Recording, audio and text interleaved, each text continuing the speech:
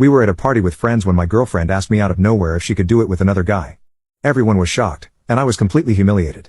Now, I feel betrayed and lost. I want to end the relationship with her, but she still insists and says it was just a mistake. Last Saturday, my girlfriend, 24F, let's call her Brittany, and I, 26M, were invited to a party thrown by my friend John, 26.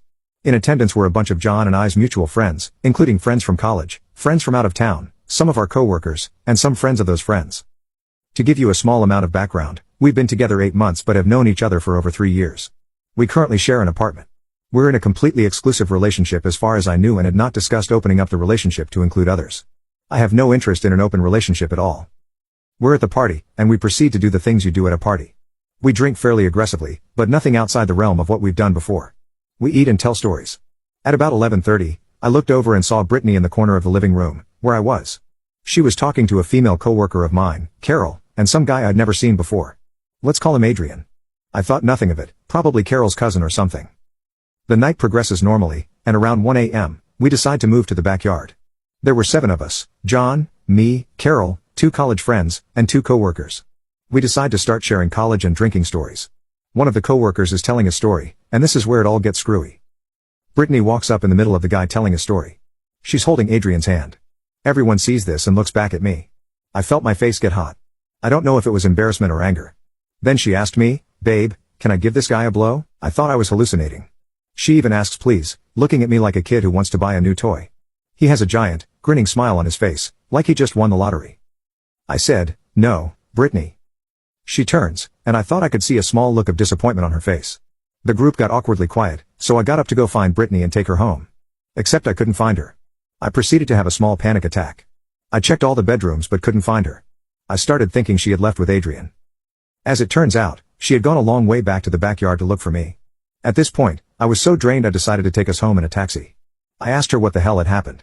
Apparently, at about midnight or so, Adrian and Brittany started talking. They had a lot in common, according to Brittany. They began to joke about previous relationships they had.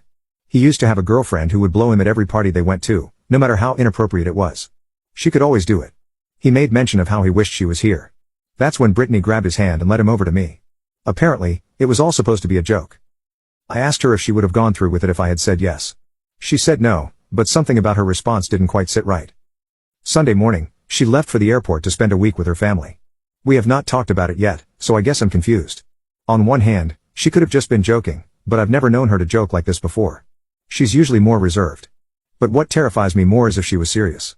I mean, we never had an explicit talk about exclusivity other than saying we are officially together. But I feel like exclusivity is implied. Or even worse, what happens if she just decides she wants to do it anyway? Update 1. I want to begin by saying that the reason I waited until she came back to town to talk to her about this incident was because I wanted to confront her about the joke and gauge her reaction in person. I can read her pretty well, so I figured I could tell if she was lying. While she was out of town, I decided to do some investigation on my own to figure out where she was during the time she was supposedly looking for me. I hadn't considered that she might have actually done it anyway, but some of your comments helped me out of complete denial. As it turns out, only 2 people at the party that I could get a hold of can tell me anything about where she was during that hour or so, based on a rough time scale. The first witness only saw her slip out the front door, presumably to go around back to find me, at approximately 10 minutes before I remember going to look for her. That doesn't give me any solid evidence, though, because the time scale was so rough, it could have been as much as 20 minutes.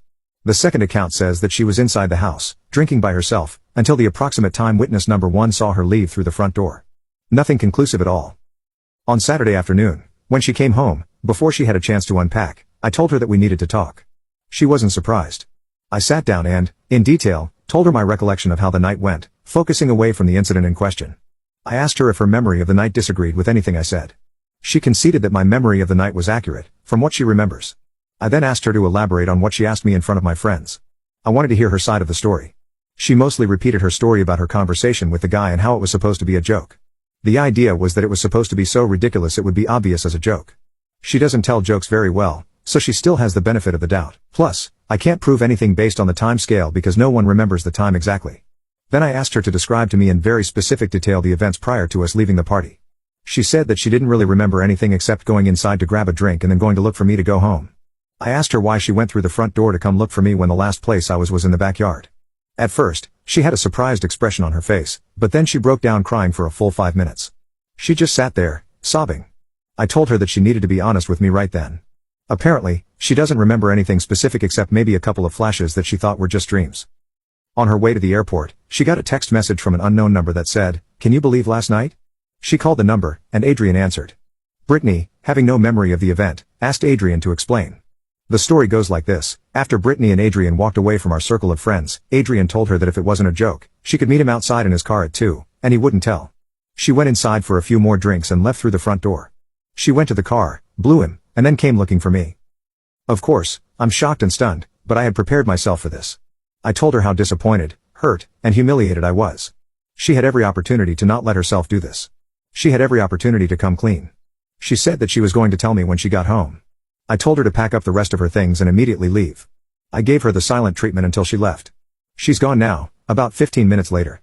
I haven't talked to her since that Saturday, except once, to tell her she had a 4-hour window this Saturday to get the rest of her stuff. I gave myself a 2-hour buffer before and after the time I told her, to avoid accidentally running into her.